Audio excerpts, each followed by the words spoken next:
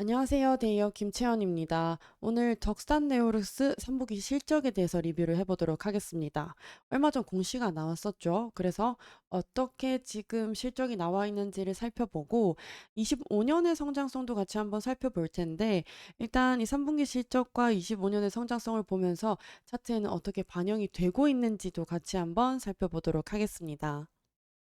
자, 그럼 이 덕산네오루스 간단하게 어떤 회사인지 한번 살펴보고 보려고 하는데, 덕산네오루스는 디스플레이 소재를 하고 있고, 특히나 이 올레드와 관련되어 있는 이 유기 물질을 사업으로 영위하고 있는 회사입니다. 그래서 올레드가 잘 나간다, 올레드와 관련된 제품들이 뭐 삼성이라든지 아이폰, 아니죠, 그 애플사에서 이제 만들어낸다라고 했을 때 가장 이 유익 있게 보는 것들이 올레드 유기 물질 중 하나이거든요. 그래서 그 사업을 100%로 영위하고 있는 덕산 네오룩스입니다. 매출 비중으로 봤을 때 24년 3분기, 22년, 23년, 22년 이렇게 있는데 23년과 22년은 1년 단위이고 24년 3분기까지 이렇게 나와 있는 상황인데 합계로 봤을 때 지금 1,600억, 그리고 23년에는 1,637억 원, 22년 1,766억 원 이렇게 나와 있는 상황입니다. 그런데 이 1년 단위인 것 치고는 24년 3분기 성적이 그렇게 나쁘지는 않은 상황입니다. 전년도보다는 좀 많이 나올 것 같다라고 보여지는 상황이고 보통 한 분기당 400억에서 500억 정도가 나오기 때문에 23년보다는 좋은 성적을 거둘 수 있겠다라고 보여지기는 하지만 23년 이 실적이 그렇게 좋지 못한 성적이었기 때문에 아무래도 당연히 23년보다는 잘 나와야 된다라는 시점으로 반영되기도 하는 부분인 것 같습니다.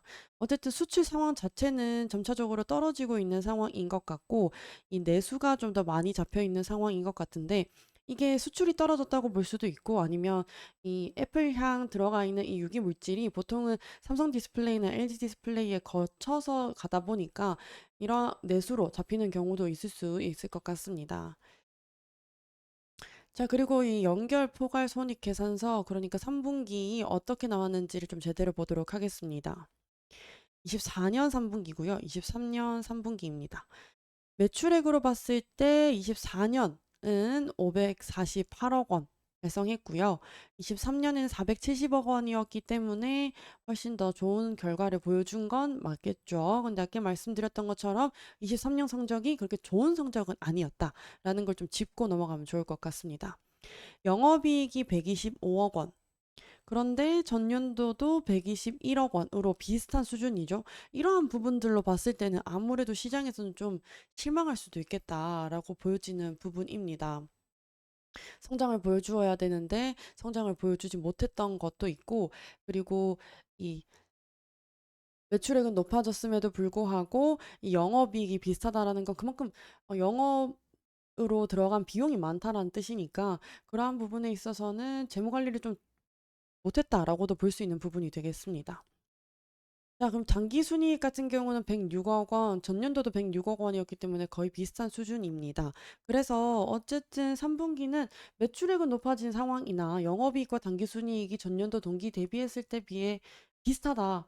다른 게 별로 없다라는 부분이고 전 분기, 그러니까 24년 2분기랑 좀 비교를 해보자면 그래도 조금은 나아진 상황으로 보여지고 있습니다.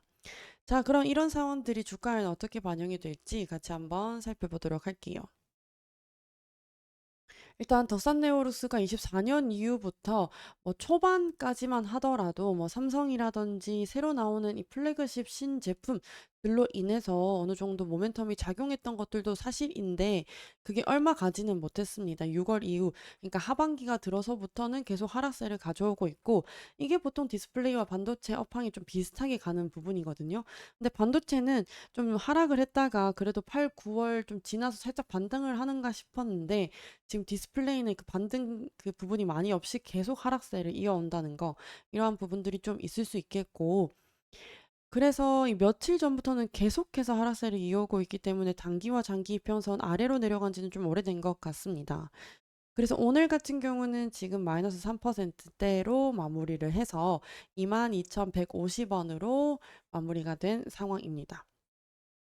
일단 뭐 성적이 23년보다는 좀 나아질진 모르겠지만 우리가 예상했던 것보다 24년 성적이 좀 안 좋은 건 맞거든요. 왜냐하면 이 고객사의 아이폰 점유율이 하락하기도 했고 좀 아이패드 프로가 좀 수요가 부진함에 따라서 판매가 많이 안 됐던 부분들.